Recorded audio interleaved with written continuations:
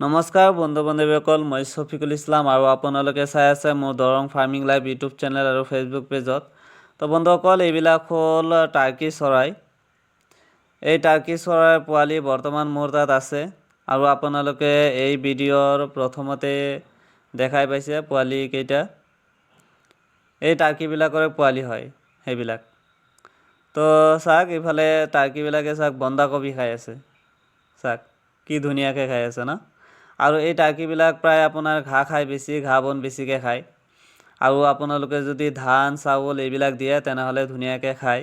সৰু থাকোঁতে যদি আপোনালোকে ধান চাউল ভাত এইবিলাক খুৱায় তেনেহ'লে কিন্তু টাৰ্কিবিলাক ডাইৰেক্ট মৰি যাব। সৰু থাকোঁতে আপোনাৰ 2 মাহ 2.5 মাহ 3 মাহলৈকে আপোনালোকৰ ফিড খুৱাব লাগিব, pre starter feed, broiler feed যিটো, সেইটো খুৱাব লাগিব। যেতিয়া আপোনালোকৰ টাৰ্কিবিলাক প্ৰায় 5 মাহ 4.5 মাহৰ নিচিনা হৈ যাব তেতিয়া আপোনালোকে ঘৰুৱা যিবিলাক ধান চাউল ভাত এইবিলাক আছে বা ৱেষ্টেজ চব্জি যিবিলাক আছে শাক পাচলি সেইবিলাক দিলেও আপোনাৰ ধুনীয়াকৈ এই টাৰ্কিবিলাকে খায়। তো মই এই টাৰ্কিবিলাকক ধুনীয়াকৈ অলপ ধৰিলোঁ, ধৰি পিনি মই চাই আছোঁ যে কোনটো মেল হ'ব কোনটো ফিমেল হ'ব। আৰু আপোনালোকে কেনেকৈ গম পাব যে কোনটো মেল কোনটো ফিমেল হ'ব, আৰু এই টাৰ্কি পোৱালিবিলাক সৰু থাকোঁতে চিনি পোৱা যায়নে নাই সেইটো মই আজিৰ এই ভিডিঅ'টোত ক'ম।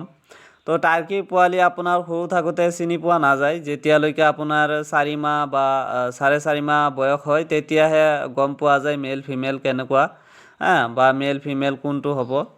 তো আপোনালোকে যদি মেলবিলাক আপোনালোকে চিনাক্ত কৰে তেনেহ'লে আপোনাৰ এই টাৰ্কিবিলাক যে খায় য'ত জমা হয়, খোৱাবিলাক য'ত জমা হয় মানে ডিঙিৰ তলত যদি আপোনালোকে অলপ লক্ষ্য কৰে তেনেহ'লে এই ডিঙিৰ তলত চাব চুলিৰ নিচিনা ওলায়, দাড়িৰ নিচিনা ওলায়, সেইটোৱে গম পাব যে মেল হ'ব। আৰু ফিমেলবিলাকৰ কিন্তু দাড়ি নোলায়। তো যিয়ে নহওক বন্ধুসকল, ভালে থাকক, ধন্যবাদ, জয় আই অসম।